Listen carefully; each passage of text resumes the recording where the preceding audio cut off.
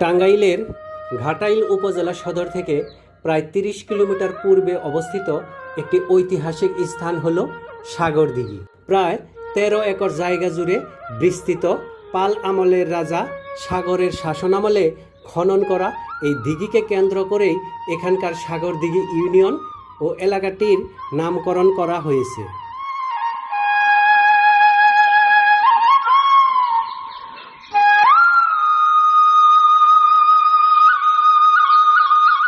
এই দিঘির পশ্চিম পারে শান বাঁধানো ঘাটলার ধ্বংসাবশেষ এখনও লক্ষ্য করা যায়, যা সাগর রাজার বাসস্থান বলে ধারণা করা হয়। এখানকার পূর্ব নাম ছিল লুহানি।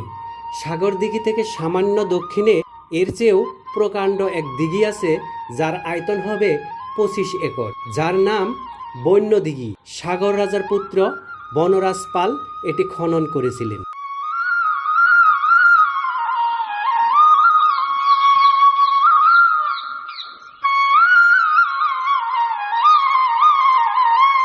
টাঙ্গাইল জেলা সদর বা ঘাটাইল উপজেলা থেকে সড়ক পথে খুব সহজেই সাগরদিঘি পৌঁছানো যায়।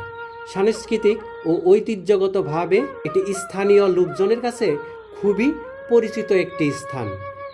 দিঘির দক্ষিণ পারে রয়েছে সুপরিচিত সাগরদিঘি দাখিল মাদ্রাসা এবং পশ্চিম পাশে রয়েছে স্থানীয় লুহানি সাগরদিঘি বাজার ও সাগরদিঘি পুলিশ তদন্ত কেন্দ্র।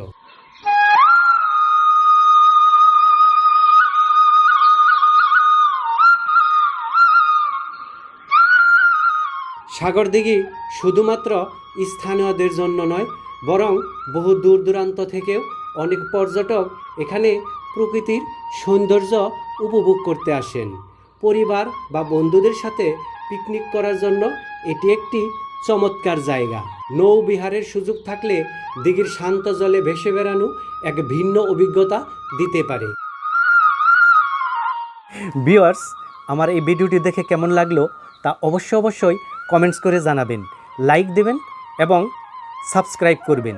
আর যদি আগেই সাবস্ক্রাইব করে থাকেন তাহলে অসংখ্য ধন্যবাদ। আপনি আপনার নিজের জীবনকে ভালোবাসুন, সুস্থ থাকুন, সুন্দর থাকুন।